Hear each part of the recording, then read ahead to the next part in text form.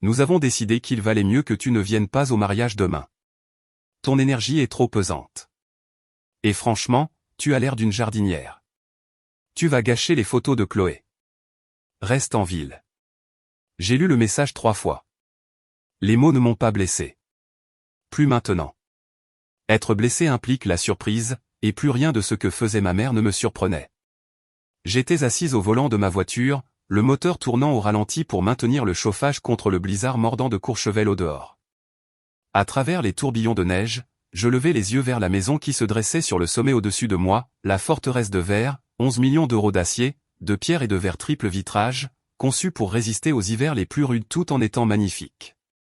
Ma famille était actuellement à l'intérieur, déverrouillant la porte d'entrée. Ils riaient, traînant leurs bagages coûteux sur les planchers chauffants, faisant sauter le bouchon du champagne. Ils pensaient avoir loué le lieu le plus exclusif de Courchevel pour le mariage de ma sœur. Ils se prenaient pour les invités d'honneur. Ils ne savaient pas que le code d'accès fonctionnait uniquement parce que je l'avais réglé sur ma propre date d'anniversaire 3 heures plus tôt. Ils ne savaient pas que la jardinière qu'ils venaient d'interdire était la propriétaire. Je ne suis pas parti.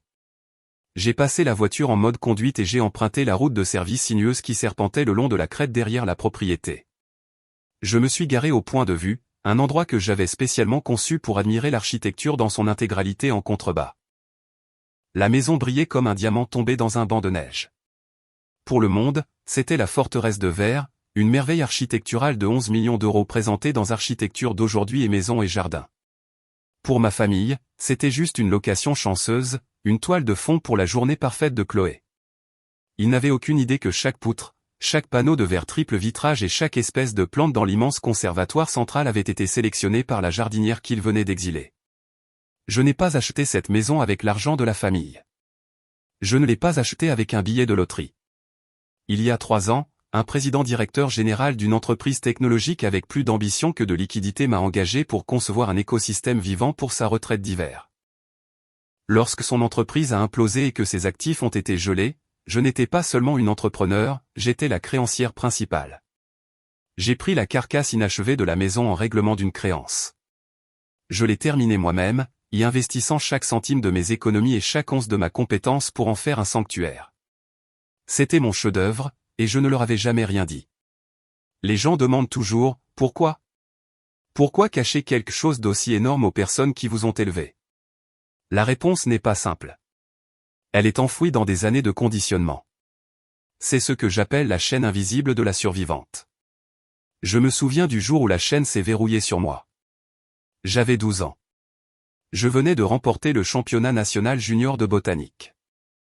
Je me tenais dans la cuisine, tenant un trophée presque aussi grand que moi, attendant que ma mère se retourne depuis le comptoir. Quand elle l'a finalement fait, elle n'a pas regardé le trophée. Elle a regardé la saleté sous mes ongles.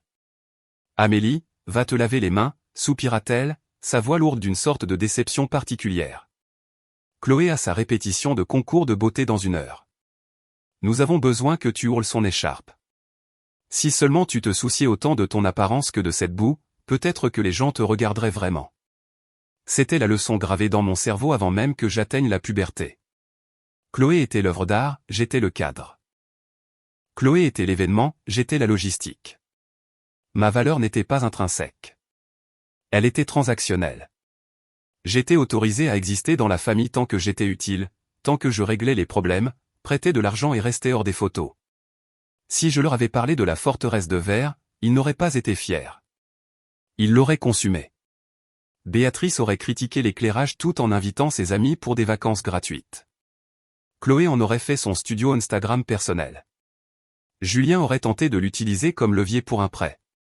Ils en auraient dépouillé la joie, tout comme ils avaient dépouillé la joie de mon trophée. Alors, j'ai appris le pouvoir du silence. J'ai construit une double vie. Pour le monde, j'étais Amélie, l'architecte paysagiste de renom qui exigeait des honoraires à 6 chiffres. Pour eux, j'étais juste Amélie, le personnage secondaire qui jouait avec la terre. Je les ai laissés me sous-estimer parce que l'invisibilité était ma seule sécurité. Mais en regardant la maison maintenant, en voyant les lumières vaciller dans la suite principale j'ai réalisé que la chaîne avait finalement cédé. Ils ne se servaient plus seulement de moi. Ils m'envahissaient. Et pour la première fois de ma vie, Être invisible me donnait l'avantage tactique ultime. Ils ne savaient pas qu'ils étaient en guerre. Et ils ne savaient certainement pas que l'ennemi détenait les clés. J'ai tapoté l'écran de ma tablette, et l'intérieur de la forteresse de verre a inondé l'écran en résolution 4K. J'avais installé les caméras moi-même, cachées derrière l'éclairage encastré élégant et dissimulé dans la canopée des arbres d'intérieur. Elles étaient censées surveiller les niveaux d'humidité et la santé des plantes, mais aujourd'hui, elles surveillaient une infestation. La porte d'entrée s'est ouverte. Ma mère, Béatrice, est entrée la première dans le hall. Elle n'a pas essuyé ses bottes. Elle a piétiné un nuage de neige fondue grise et sale directement sur les planchers en ardoise italienne chauffant que j'avais importé d'une carrière en Toscane.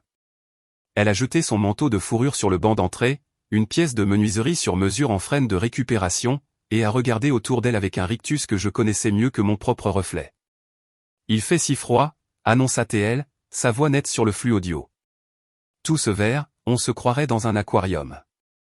J'avais dit à Julien que nous aurions dû réserver le chalet en rondin au Ritz. Cet endroit n'a pas d'âme. J'ai senti ma prise se resserrer sur le volant. Pas d'âme. Elle se tenait à l'intérieur d'une merveille architecturale vivante, qui respirait au rythme de la montagne, et elle l'a rejetée parce qu'elle n'avait pas de napperon. Chloé est entrée ensuite, secouant la neige de ses cheveux comme un golden retriever mouillé. Elle était suivie par Julien, qui était déjà sur son téléphone, vérifiant probablement son portefeuille de crypto-monnaie. Ils sont passés juste à côté du vestiaire que j'avais spécialement conçu pour contenir le désordre de l'hiver et ont marché directement dans le grand salon. Bon, la vue est pas mal, admit Chloé, regardant le panorama des Alpes.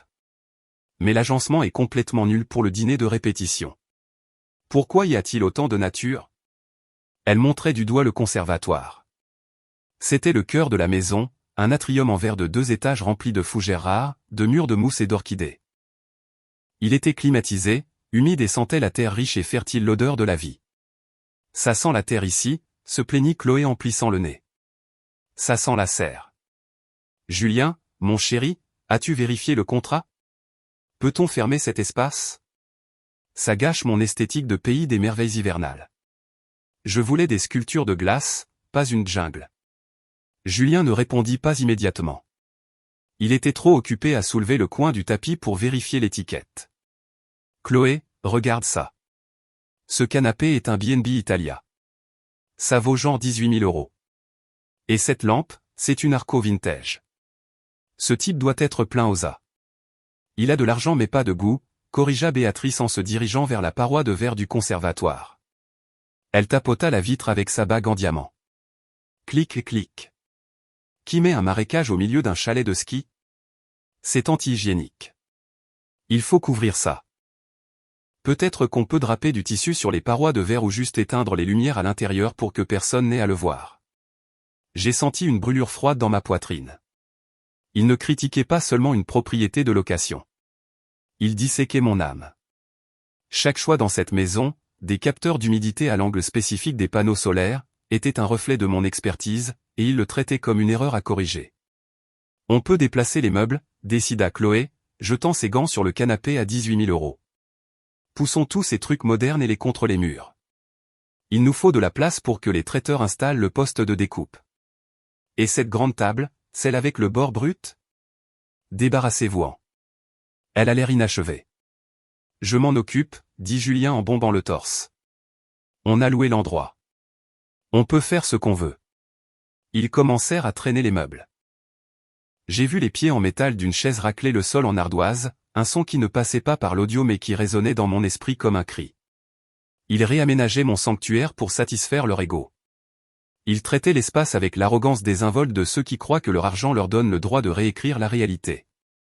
Mais ils n'avaient rien acheté. Ils n'avaient rien loué.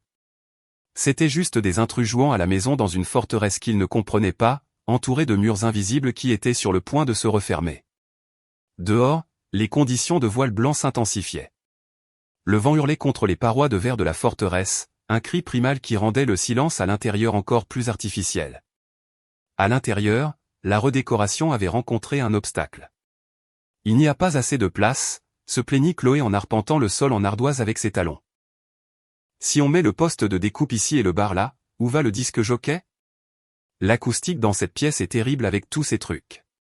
Elle fit un geste vague en direction du conservatoire. Les parois de verre que j'avais méticuleusement conçues pour maintenir un microclimat précis étaient maintenant apparemment un obstacle à sa vision. Et si on ouvrait tout simplement, suggéra Béatrice. Elle se dirigea vers le panneau de contrôle climatique. Je retins mon souffle. Il était protégé par un mot de passe. Elle appuya sur quelques boutons, et quand rien ne se passa, elle souffla. Technologie inutile. Julien, tu ne peux pas simplement forcer les portes? On peut utiliser cet espace pour la piste de danse. Ça a un côté rustique. Rustique. Chloé fit la grimace. C'est plein de bâtons morts. Maman, regarde ces trucs marrons. C'est moche. Elle montrait les cypripédiums, les orchidées sabots de Vénus des neiges. Pour un œil non averti, dans leur état de dormance hivernale, elles pouvaient ressembler à des tiges sèches. Pour un botaniste, ou quiconque avec une âme, elles étaient l'une des choses vivantes les plus rares de la planète. J'avais passé 5 ans à les cultiver à partir de semis, à obtenir des permis fédéraux et à créer un sanctuaire pour une espèce pratiquement éteinte à l'état sauvage.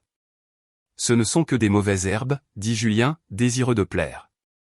Celui qui vivait ici a probablement oublié de les arroser. Je vous propose qu'on les enlève. On pourra utiliser les jardinières comme seaux à glace. Les enlever.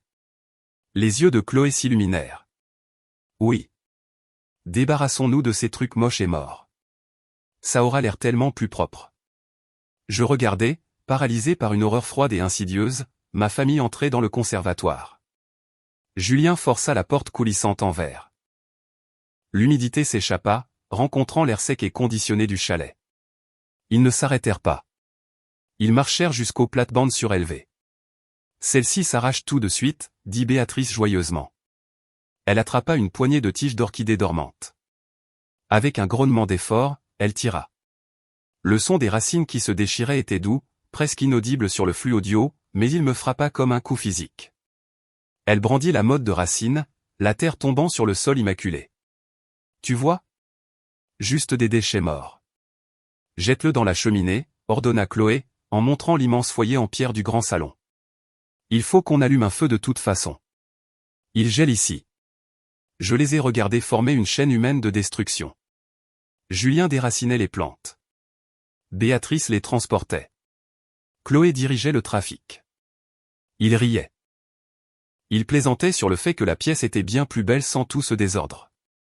Ce n'était pas seulement du vandalisme, c'était une autopsie psychologique de ma famille. Je me suis souvent demandé s'ils étaient mauvais. En les regardant maintenant, j'ai réalisé que c'était quelque chose de bien plus insidieux. C'était le piège de la normalisation de la cruauté.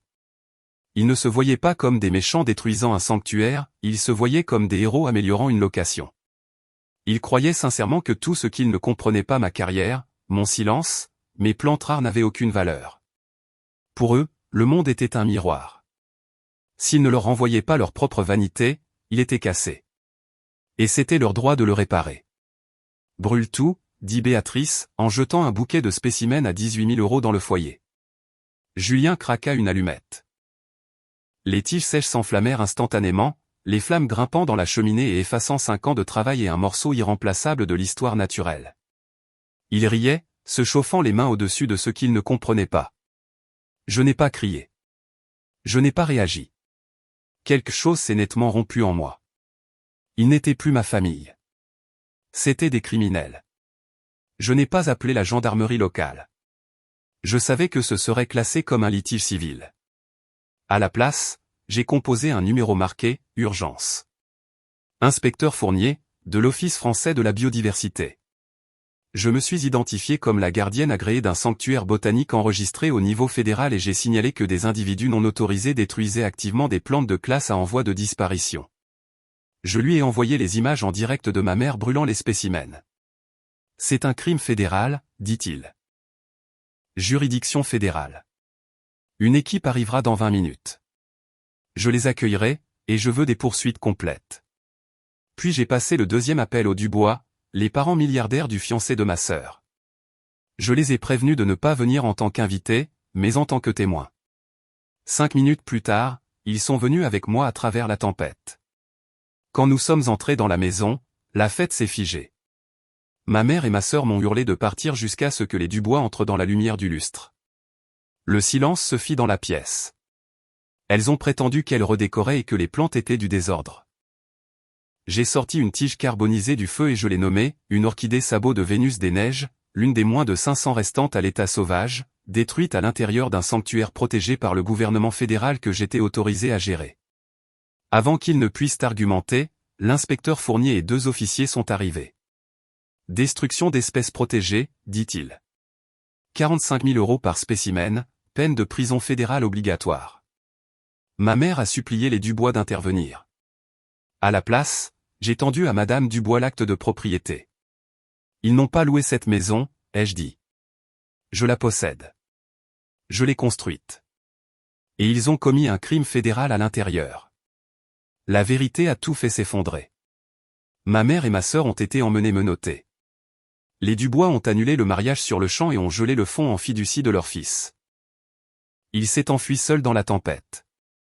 Après, je me tenais dans le conservatoire en ruine, la terre éparpillée, les jardinières vides, les capteurs clignotant en rouge. J'aurais dû être anéanti. Au lieu de cela, je me sentais calme. On ne peut pas sauver les gens qui choisissent de tout brûler. On ne peut que sortir du feu. J'ai transféré les fonds de dédommagement sur le compte du sanctuaire. J'allais reconstruire, agrandir et créer quelque chose qu'ils ne pourraient plus jamais toucher. J'ai abandonné ma lignée et choisi mes propres racines. J'étais la survivante, et ceci était ma justice.